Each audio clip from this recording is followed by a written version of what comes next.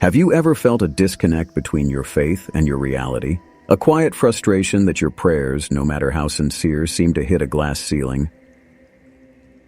That glass ceiling exists for one reason. We were taught to ask for miracles when the masters of history, from Jesus to the Sufi poets, were teaching us how to become the miracle. Stay with me, and you will discover the one secret teaching that unites them all. It is a lost technology of consciousness for accessing higher dimensions, and it has nothing to do with begging, and everything to do with being. For so many of us on a spiritual path, the journey can feel like standing in a vast marketplace of ideas. We are presented with endless stalls, each offering a different map to the divine, a different name for God, a different set of rules for salvation. The sheer volume of conflicting information can be overwhelming, leaving us with a sense of quiet desperation, a feeling that we are somehow missing the one true key. This feeling of confusion is not a personal failure. It is a symptom of a world that has mistaken the container for the content. We are told to choose one path, one book, one teacher, and to defend it against all others. But in our hearts, a deeper intuition whispers that the truth by its very nature cannot be so fragmented. It cannot belong exclusively to one people, in one time, speaking in only one tongue. And so we must ask the question that rests at the heart of this entire journey. What if the greatest saints, prophets, and mystics were not founding different religions, but describing the same immense mountain from different sides? What if one, standing in a sun-drenched valley, described the green slopes, while another from the frozen north described the icy peaks, and yet another from the east described the dawn light striking the cliffs? Would any of them be wrong? Or would they all be speaking a partial truth, a single perspective on an indescribable whole? Beneath the stone structures of every religion and the complex maps of every philosophy, there runs a single, unbroken thread. It is a thread of fire. It is not a doctrine, not a dogma, and not a creed. It is a direct, first-hand, and universal experience of reality's deeper nature. It is the living heart of mysticism, the shared secret whispered from the heart of a Christian contemplative, to the soul of a Sufi poet, to the mind of a Zen master. This fire is the experience of unity, the visceral knowing that the separation we perceive between ourselves and the universe is an illusion. It is the feeling of unconditional love, not as an emotion, but as the very fabric of existence. It is the sudden clarity that consciousness is not something we have, but something we are.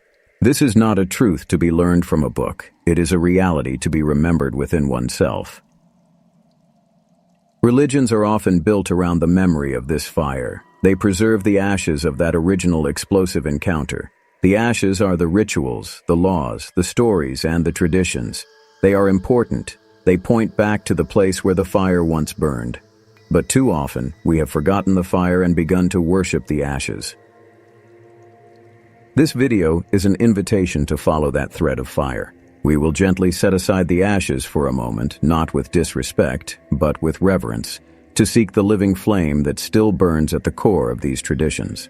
We will see that when it comes to the deepest truths of our existence, the great masters were not in disagreement. They were all pointing to the same moon, with the same loving intention, to show us the way back home to ourselves. But to follow this thread of fire through texts written in the dense, symbolic language of another time, we need more than just reverence. We need a guide. We need a translator who can speak both the ancient language of symbol and the modern language of the human mind. The mystics of the past wrote in a code born from their culture and time, a code that can feel distant and impenetrable to us now. For this journey, our guide is a man who spent his life cracking that very code. His name was Neville Goddard. You may have heard his name associated with modern manifestation teachings, but to see him only in that light is to miss the true depth of his work. Neville was not a self-help guru. He was a 20th century mystic, a scholar of the soul. He was our Rosetta Stone. He provided the key to unlock the Bible and other sacred works, not as historical records, but as something far more vital, far more personal. Neville's most profound revelation was this: the Bible is not a book about people who lived thousands of years ago. It is a psychological drama that is taking place right now within your own consciousness. Every character, every story, every miracle, and every betrayal is a map of your inner world. David is not just a king from the past. He is the courage within you facing your Goliath, that towering, seemingly impossible fear. Moses is not just a man who parted the Red Sea. He is the faculty of your mind that can lead you out of the bondage of your own limiting beliefs.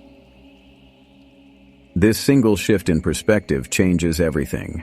It resolves the conflict that so many feel between faith and logic. It lifts the sacred texts out of the dusty pages of history and places them directly into your hands as a living, breathing manual for the human soul. The question is no longer, did this really happen back then? The question becomes, how is this happening within me right now?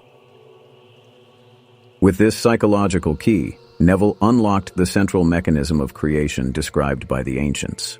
He called it the law of assumption, and it is elegantly simple.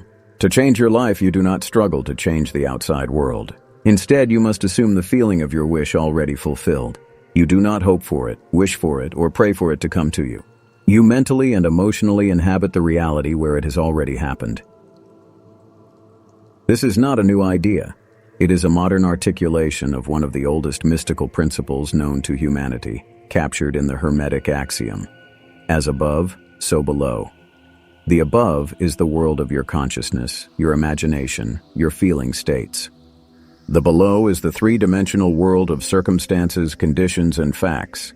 The ancient wisdom has always taught that the above creates the below, without exception. Your inner world of assumption is the blueprint, and the physical world is merely the construction site that must, by law, follow the design. You are the architect of your reality. With Neville as our decoder, we now hold the lens to see this law operating where it has been hidden in plain sight.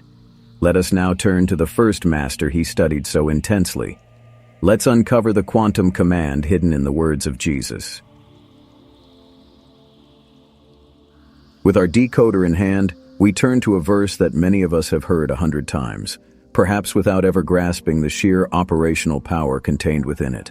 In the Gospel of Mark, Jesus gives a command that is so direct, so precise, it functions less as a piece of spiritual advice and more as a law of physics for consciousness. He says, "Therefore I tell you, whatever you ask for in prayer, believe that you have received it, and it will be yours." Let us look closely through Neville's lens. The critical instruction is not just to believe, the power is in the tense. Believe that you have received it. Past tense. It is an instruction to perform a radical act of temporal alchemy within your own mind. You are not being asked to believe that you will receive it in the future. That is hope.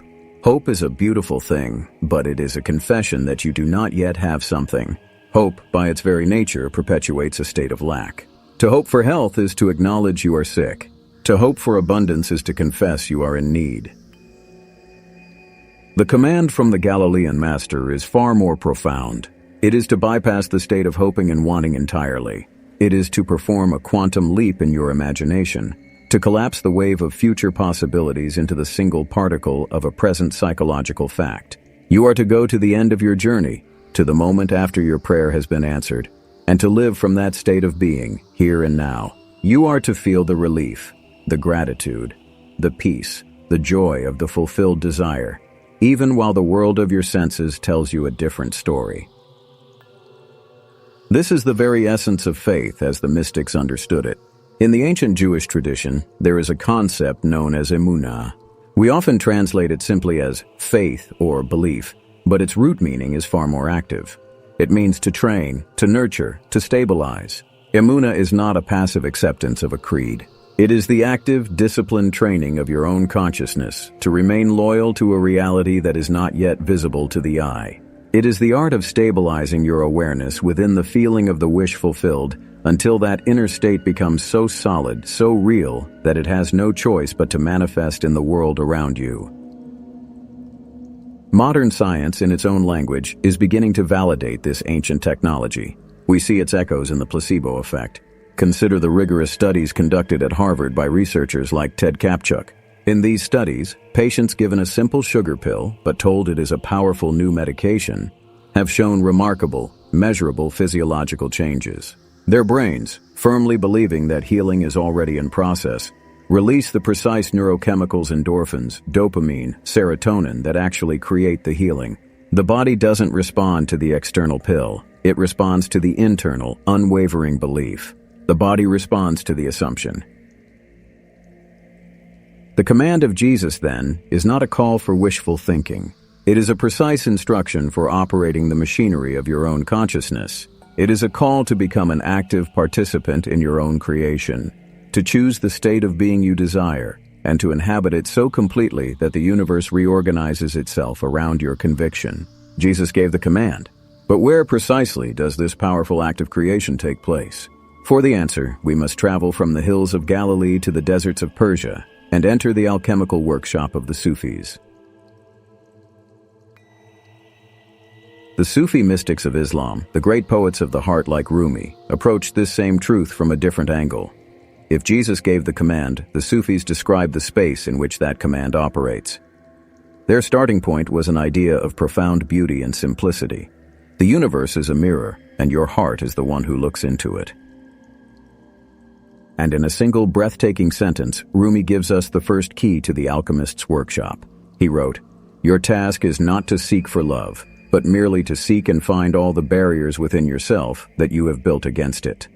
In this, he gave us the first key to the alchemist's workshop. The work is not done on the outside world. You do not try to manipulate the reflection in the mirror. How could you? The work is done on the self. The work is to polish the mirror of your own heart, to cleanse it of the dust of fear, doubt, resentment, and a belief in your own unworthiness. For only a clear and polished heart can reflect the true nature of the divine, which is infinite abundance, love, and possibility. But if the heart is the mirror, where is the image formed before it is reflected? This is where we turn to one of the most brilliant minds in all of mystical history, Ibn Arabi. He gave a name to this creative space, this dimension where spirit and matter meet. He called it the Alam al-Mithal, the world of imagination. Now, we must be very clear.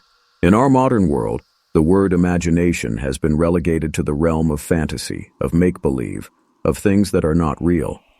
But for Ibn Arabi and the Sufis, the world of imagination was a real, objective, and vital dimension of existence. It was not a fantasy world, it was the blueprint world. It was a subtle realm, a bridge or an isthmus, what they called a barzakh, that stands between the purely spiritual world of unseen essences and the dense physical world our senses report. Everything that has ever been created in this physical world first had to exist as a perfected, imaginal form in the Alam al-Mithal. This is the alchemist's workshop. It is the sacred space where your feeling states, your assumptions, and your beliefs take on form. When you assume the feeling of the wish fulfilled, you are not pretending. You are entering this workshop and sculpting with the very substance of reality. You are creating a clear, vibrant, imaginal form that the mirror of the universe must then reflect back to you. Centuries later, the great Swiss psychiatrist Carl Jung would independently rediscover this dimension through his work with the human psyche. He called it active imagination. Jung found that by consciously entering this inner world and interacting with its symbols, his patients could heal deep wounds and integrate fragmented parts of their souls. The scholar Henry Corbin, the world's leading authority on Ibn Arabi, masterfully demonstrated that Jung's active imagination and the Sufis' Alam al-Mithal were one and the same. Both traditions recognize that this inner realm is not a place of idle daydreaming, but the very organ of the soul for perceiving and co-creating reality. To make this more tangible, let's use a different metaphor. Think of your consciousness as an old-fashioned photographic darkroom. The world of infinite possibility, of pure spirit, is like the unexposed light. Your imagination is the lens. It is the faculty that can focus this formless light into a specific image. And your feeling, your deep sustained emotion, is the chemical developer that fixes that image onto the photographic paper, which is the physical world. Without the focused lens of imagination, the light remains scattered. And without the chemical of feeling, the image never fully develops. It remains a faint, fleeting ghost. The command of Jesus, performed in the workshop of the Sufis, is the art of perfect spiritual photography. We have now seen the command, the workshop, and the alchemical process of creation. But what if all of it, the creator, the workshop, and the creation itself, were all ultimately made of the same single substance? To understand this, the masters of the Himalayas took the final, breathtaking step. The traditions we have explored offer us a profound power, the command to shape reality through faith, and the workshop of the imagination to build it. But on the highest peaks of the Himalayas, the masters of the Tibetan lineages, particularly within the practice of Dzogchen, invite us to take one final breathtaking zoom out. They ask us to consider a possibility that is at once the simplest and most radical of all. What if the creator, the workshop, and the creation itself are all made of the same single, luminous substance? What if this entire reality is a dream? This is not a dream in the sense of being unreal or meaningless. It is a dream in the sense of being a conscious projection. The core teaching of Dzogchen is that the fundamental nature of our mind is a pristine, luminous awareness, pure, empty, and yet full of infinite potential. They call it Rigpa. Out of ignorance, we forget our true nature as this luminous awareness. We become so captivated by the vibrant, compelling images that arise from it, our thoughts, our emotions, our bodies, the entire physical world, that we mistake the projection for the projector. We believe we are the characters in the movie, forgetting that we are also the light that illuminates the screen. To access a higher dimension from this perspective is not to travel anywhere. It is simply to shift your identification. It is to stop being the prisoner of the dream and to remember that you are the dreamer. And here, modern science provides a fascinating echo of this ancient wisdom through its study of lucid dreaming. Neuroscientific research has confirmed beyond doubt that it is possible for a person to become fully conscious while they are asleep and dreaming. In this lucid state, the dreamer can recognize that they are in a dream and can often consciously influence its narrative, changing the scenery, interacting with its characters, and overcoming nightmares at will. The Mind-Body Institute and other research centers have shown this is a trainable skill. Now consider the profound implication of what the Dzogchen masters propose. They suggest that this very skill is not limited to our nightly sleep. They teach that this waking reality is simply a more stable, more persistent, and more shared dream, and that we can, with practice, become lucid within it too. And here lies the most radical freedom imaginable, does it not? Not just to change the details of the dream, but to awaken within it. This journey of awakening is perhaps the oldest story of humanity. Over 2,000 years ago, the Greek philosopher Plato told a story that perfectly captures this Tibetan view. He called it the allegory of the cave. He asked us to imagine prisoners chained in a cave their entire lives, facing a blank wall. Behind them, a fire burns, and people walk past, casting shadows on the wall. The prisoners, knowing nothing else, believe these flickering shadows are the only reality. One day a prisoner is freed. He is forced out of the cave and into the sunlight. At first the light is blinding, painful, but as his eyes adjust, he sees the world for the first time, the sun, the trees, the true forms that were casting the shadows. He realizes his entire life has been a pale imitation of the truth. But this is not where the allegory ends. The most crucial step of the journey is next. The enlightened philosopher does not remain in the upper world, content in his own knowledge. He feels a profound compassion for his fellow prisoners. He has a duty to return to the darkness of the cave. He must try to explain to them that their reality of chains and shadows is not the final truth.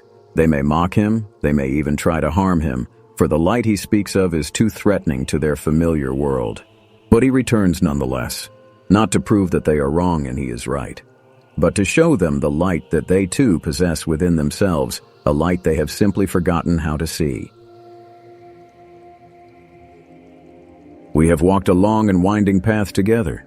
We have stood with Jesus in Galilee, entered the alchemical workshop of the Sufis, and gazed upon the dream of reality with the masters of Tibet. We have followed the thread of fire through different lands, different languages, and different ages. So what is the one single truth that this golden thread has been weaving all along? And here, the great secret finally reveals itself, does it not? The revelation is so simple, so profound, that we have built entire civilizations to avoid its implications. The secret is this: we have been praying in the wrong direction. We have been taught to see the universe as a vast, empty space, and God as a distant king upon a throne, to whom we must send our petitions, our pleas, our cries for help. We have been acting like a single voice, shouting into an indifferent void, hoping for an answer. But the mystics, all of them, were describing a different architecture of reality. Your consciousness is not a voice shouting into a void. Your consciousness is a divine echo chamber.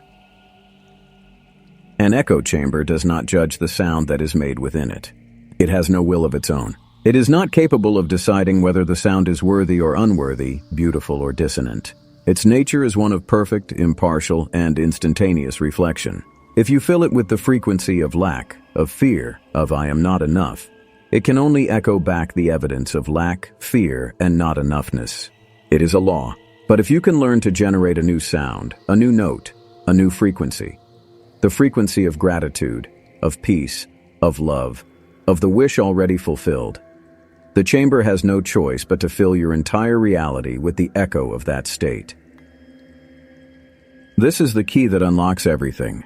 The command of Jesus to believe you have received is the instruction on which note to sing.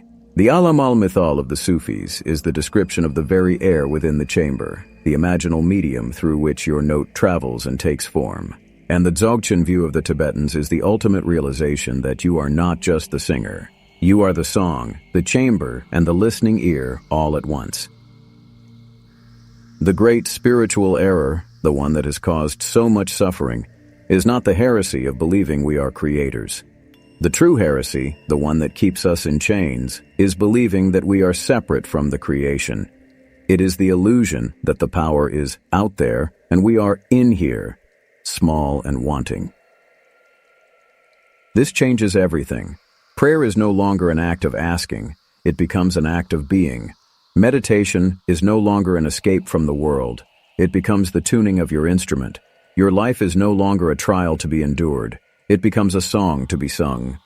The universe is not a distant king to be petitioned. It is a divine echo chamber waiting for your song. To know this intellectually is one thing. To live it, to embody it, is the journey of a lifetime. The great masters did not leave us with theory alone. They left us with practices, with technologies of the soul. What follows is not just a technique, but a ritual. It is a simple, powerful practice that distills the essence of what we have learned into a single, unified act of creation. We can call it the alchemical union of prayer and imagination. It is designed to be practiced in moments of quiet, when you can truly be with yourself. The ritual has 3 distinct phases, each corresponding to a stream of wisdom we have explored. The first phase is calcinatio, an alchemical term for purification by fire. This is the fire of faith, the wisdom of Jesus. For just 30 seconds, your only task is to generate the pure, unadulterated feeling of your desire already being a fact in your life. Do not focus on the images or the details of how it will happen. That is not your concern. Your work is to feel the result. If you desire healing, feel the relief and the vitality flowing through you. If you desire abundance, feel the sense of security and freedom that washes over you. If you desire love, feel the warmth and the peace of being wholly seen and accepted. This is not about thinking the feeling. It is about letting the feeling think you. Allow it to arise in your body as a genuine physical sensation. This is the note you will sing into the echo chamber. The second phase is imaginatio, the creative power of water. This is the wisdom of the Sufis. For the next 60 seconds, you allow that powerful feeling to give birth to a single, simple, symbolic scene. This is not a long, complicated movie. It is a short, looping imaginal act that implies the wish has been fulfilled. You are not a passive observer watching a screen. You are the actor inside the scene. Perhaps you feel the comforting weight of a wedding ring on your finger. Perhaps you see the words "offer accepted" in an email on your phone. Perhaps you feel the warm embrace of a loved one you have forgiven. The scene should be brief, vivid, and repeated gently until it begins to feel natural and real. You are now giving your feeling a form in the Alchemist's workshop, the Alam al-Mithal. The third and final phase is the most crucial and the one most often overlooked. It is coagulatio, the grounding power of earth. This is the universal wisdom of surrender. After you have generated the feeling and stabilized the image, you must release it. In this moment, you consciously open your hands as if releasing a bird. And you say these words, or words like them, aloud. I release this into a wisdom greater than my own, for the highest good of all. This is not an act of doubt. It is an act of supreme trust. It is the understanding that your job is to create the blueprint, but the job of the master builder, the universal consciousness, is to handle the construction. By surrendering the how and the when, you are moving from the energy of anxious control to the energy of peaceful knowing. This is the perfect sacred balance between active creation and faithful surrender. This is the art of co-creation with the divine. From the sun-scorched hills of Galilee to the perfumed workshops of Persia and to the silent peaks of the Himalayas, the message of the masters is, in the end, one. The universe is not a distant king to be petitioned. It is a divine echo waiting for your note. The creative power of the cosmos is not a force outside of you to be begged for, but a power within you to be realized. And in the end, perhaps this entire sacred journey is summed up in the timeless wisdom of Ibn Arabi, who said simply, "He who knows himself knows his Lord." To look within is to look upon the face of God. So the final question is not what the universe has in store for you. The only question that has ever mattered is this: what note will you choose to be today, knowing the entire cosmos is listening, ready to sing it back to you? In the comments below, share one word that describes the feeling you are choosing to embody. This is not just a comment, it is a declaration. It is your first note in a new song. Let us fill this space together with a symphony of new realities. Thank you for walking this path with us.